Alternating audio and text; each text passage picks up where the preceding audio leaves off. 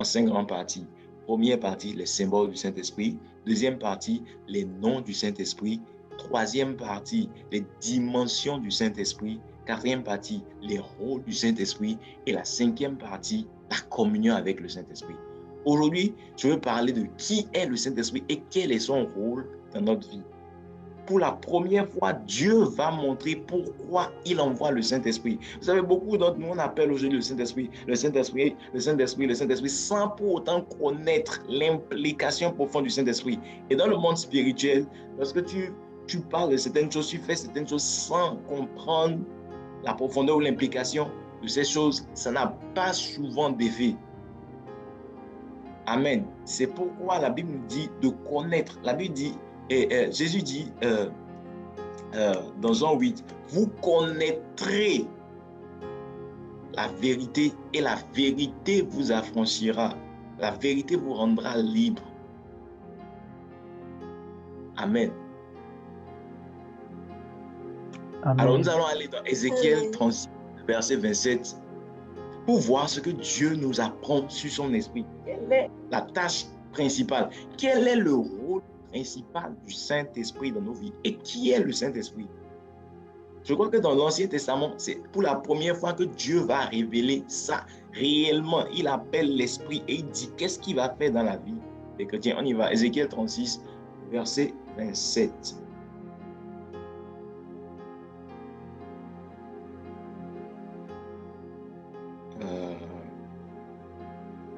Je vais lire la version français courant. Le Seigneur dit ceci: je mettrai en vous mon esprit. Je vous rendrai ainsi capable d'obéir à mes lois, d'observer et de pratiquer les règles que je vous ai prescrites. Je mettrai en vous mon esprit. Wow. Là, nous allons voir que le Saint-Esprit, c'est l'Esprit de Dieu, parce qu'il l'a appelé mon esprit. Donc, qui est le Saint-Esprit? Le Saint-Esprit, c'est l'Esprit de Dieu lui-même. Et l'Esprit d'un homme, c'est l'homme lui-même. Parce que je prends l'exemple d'un homme, lorsqu'un homme meurt, son esprit ne vit plus. Lorsque l'esprit d'un homme le quitte, lorsque l'esprit d'un homme n'est plus, la vie de l'homme n'est plus. Donc, l'homme aussi n'est plus. De la même façon, l'Esprit de Dieu, c'est Dieu lui-même. Alors, qui parle du Saint-Esprit parle de Dieu lui-même. Quand on appelle le Saint-Esprit, c'est Dieu lui-même. Parce que Dieu appelle le Saint-Esprit mon esprit. Donc, ne banalise plus le Saint-Esprit parce que le Saint-Esprit, c'est Dieu lui-même. C'est Dieu en personne. Amen. Et Dieu va nous dire quelle est sa tâche principale, quel est son rôle. Pourquoi il a décidé d'envoyer le Saint-Esprit en nous, dans les chrétiens? Il va dire, dans le verset que nous venons de lire, que c'est pour que nous puissions être capables. Le Saint-Esprit, c'est son esprit en nous qui nous rendra capables d'obéir à ses lois, d'observer et de pratiquer les règles qu'il nous a prescrites. Amen.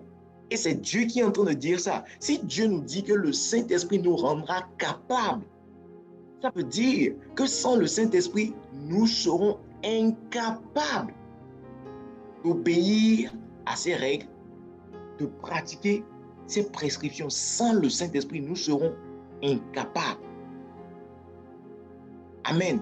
Si Dieu a trouvé nécessaire de nous donner le Saint-Esprit pour nous rendre capables, cela veut dire que Dieu s'est rendu compte qu'aucun homme ne pouvait être capable. Et lorsque vous connaissez l'histoire, Dieu a observé les hommes pendant longtemps dans l'Ancien Testament et s'est rendu compte que, quel que soit ce qu'ils font là, ils n'atteignent pas le niveau, le seuil qu'ils doivent avoir peut-être me plaire. Mettons alors mon esprit en eux pour les rendre capables. Frère, tu ne peux pas être capable de faire de grandes choses pour Dieu. Je ne peux pas être capable de faire de grandes choses pour Dieu, de vivre la vie à laquelle Dieu m'a appelé, d'accomplir le ministère auquel Dieu m'a appelé, la mission à laquelle Dieu m'a appelé sur la terre, sans l'implication du Saint-Esprit. Le Saint-Esprit est tout pour nous. Je me rappelle de l'histoire du pasteur Benny Hinn. Lorsqu'il était jeune, il racontait son histoire. Je suivais un de ses messages. Il a dit qu'il courait après un homme de Dieu. Il allait voir l'homme de Dieu. Il criait, il demandait à l'homme de Dieu, comment est-ce que je peux être capable? Je veux plaire à Dieu. Je veux faire ce qu'il veut. Donne-moi le secret pour être capable.